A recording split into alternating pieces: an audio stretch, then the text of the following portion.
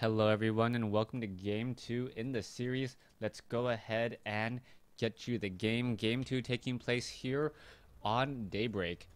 Tara spawning as the red Protoss player on the top right hand side of the map. Hydra spawning as the green Terran player on the bottom left hand side of the map. Terran versus Protoss once more. This time on Daybreak. One of the key things to note, there are supply depots hidden at the bottom of the ramp. It is a full expansion here at the center portion locations here, and this third base, or this third base, is perhaps the most interesting third base in all of the map pool. The reason why is both of these bases are relatively close to your natural expansion. And this base is actually a little bit more aggressive. This base is much more defensive.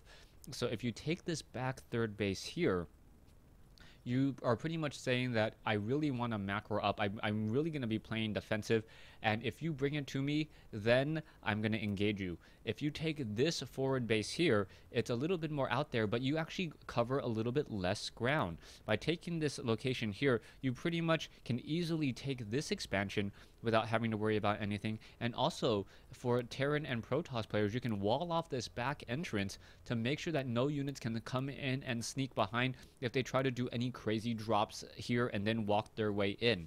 Taking a look at the strategy so far, Hydra going in for a gas first this time, or a gas after racks, as opposed to the gases expansion in game 1.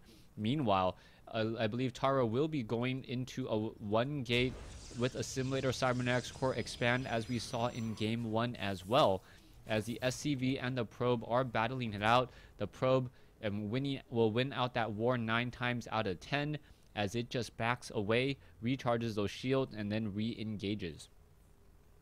Barracks just being built up over here. We should perhaps be getting up a supply depot here in just a moment, and then we'll see whether or not Hydra goes for this second refinery. If he does go for the second refinery, it would indicate to me that he's trying to go for a very, very heavy gas play, mainly Banshees. Banshee is one of those units, very effective early on, and it forces your opponents to get detection. One Banshee can really tip the scales, get in a lot of kills, and really put your opponent on the defensive. The problem with Banshees though is there's really no follow-up play to them.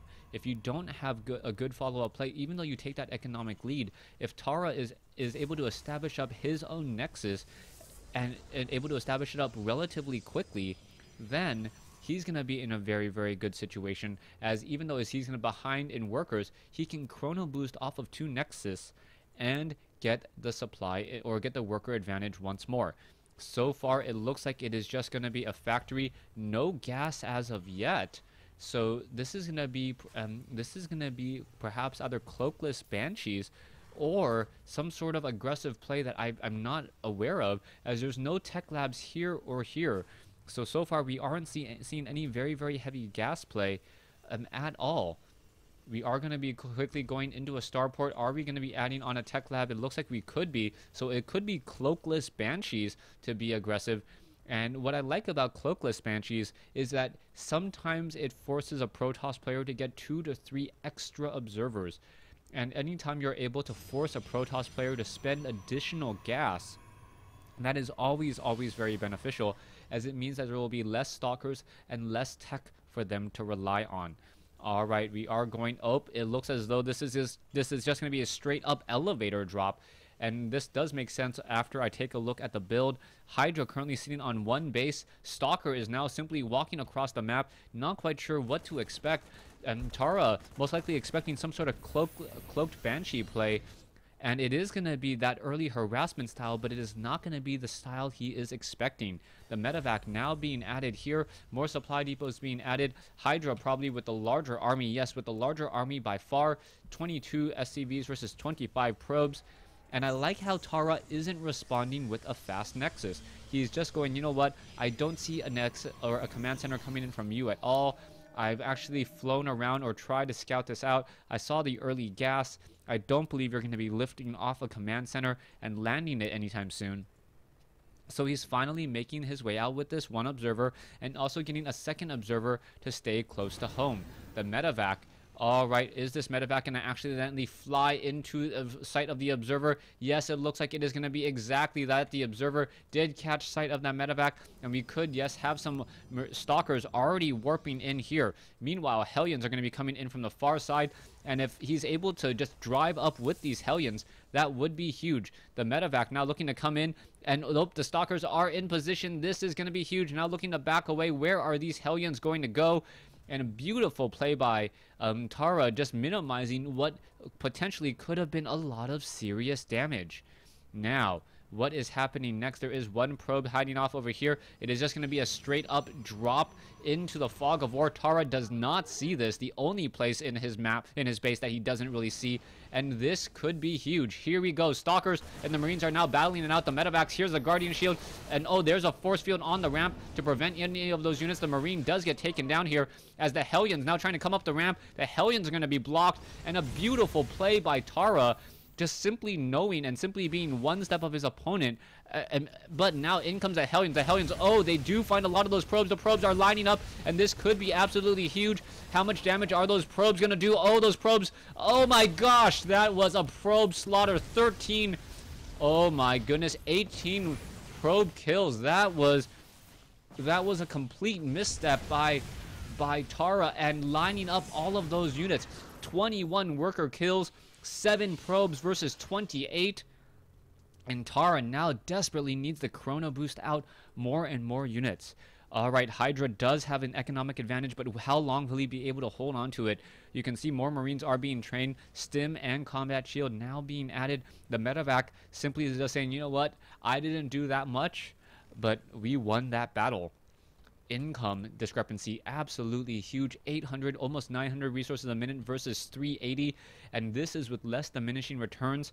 But AiTarra could actually just be on one base and be just exactly fine. I do like how he canceled that Stargate or robotics facility, whatever that building was there, perhaps even a Twilight Council, because he knew that he needed to save those resources for units. AiTarra now going to perhaps try to charge up here. The Marines are getting into a good position. The SCV is on auto repair, and the SCVs are going to be repairing that one particular medevac here. The Stalkers not able to deal with that 7 range of those Marauders inside the bunker, as Hydra now on 2 bases, 32 SCVs. He's double training SCVs, 32 workers, double training SCVs. He's in a good position now, as AiTarra knows that he needs to be a little bit on the defensive. Hydra does have a major advantage here. How is he going to get his next advantage? When you are up, get another small advantage. Don't try to overdo things. Make your opponent make the mistake, as we now see Hydra just constantly calling in mules and macroing up his army. If he tries to macro his army up into the 120 to 140 range, that would perhaps be best, as he knows then that his opponent isn't going to have as large of an army, and he can also trade inefficiently if he wanted to. One proxy pylon is revealed. It's going to get taken down in a matter of seconds. Supply blocking AiTarra pretty much at 59/60. More pylons now being warped in. It is going to be a little bit of time until they are ready to go. One medevac in this group, and only one medevac in this group, as we now see a second medevac being trained, but not training double medevacs for some strange, curious reason. All right, here we go. Stalkers and Marines ready to go at it. The medevac does need to back off, and what are those Marauders and those Marines going to do? They are just going to be going after those destructible rocks, making a very wide ramp, making it difficult for the sentries to try to engage, but there is a fair amount of energy on those sentries, enough for 6 force fields between the 2 of them. And now here we go. One medevac and a whole bunch of Marines and Marauders trying to engage. 0-0 upgraded. Oh, there are some force fields. One Marauder getting stuck, but 3 force fields for 1 Marauder. I believe Hydra would gladly trade that, knowing that he is not too far behind. A new medevac now looking to drop inside the back of the base. Are the units going to respond in time? Is AiTarra actually going to split up his army? Stalkers are in position. Oh, Marauders need to get dropped, and it looks like the Marauders are being dropped as well. Marauders being dropped, and that's the key. Marauders instead of Marines, as the Stalkers are all getting destroyed here. Zealots and now trying to chase after the Marauders, and it looks as though some of the units will be able to back off, but now in comes on the front door the Marauders and the Marines trying to chase after the Colossus. The Colossus does not have extended thermal lance. It gets sniped down rather quickly, and a Hydra with a whole bunch of units here and only one medevac as support, still able to come out ahead, accidentally attacking the supply depot. Going to be able to finish off these stalkers here. And even with a little bit of a misstep, is going to be able to take this battle, as the Zealots are not going to be able to charge into these Marines at all. Simply too much damage with a small number of units, and Tara loses game 2. So Tara, with one really bad misstep, losing game 2 in the series, forcing a game 3. Thanks for watching. Thanks for listening. Hope you guys enjoyed game 2. Stay tuned for game 3.